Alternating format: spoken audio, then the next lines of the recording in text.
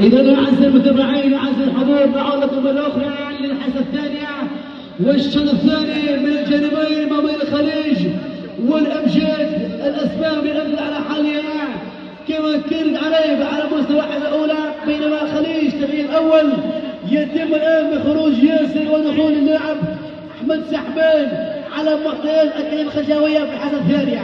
إذا الشوط الأول انتهى وقضى مباراة الجانبين بسكور يحكي 0-0. الآن الشوط الثاني، الآن 25 دقيقة تفصل على الهوية.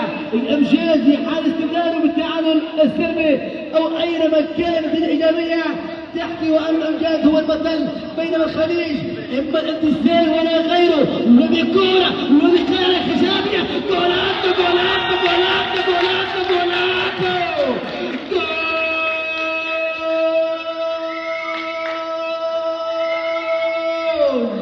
هدف أول من اللقاء.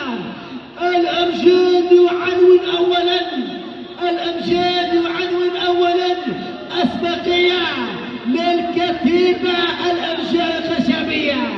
1-0 بالسكور، 1-0 بالجولاته، 1 بليش في كورة بالشبكة تعاني الأسبقية 1-0.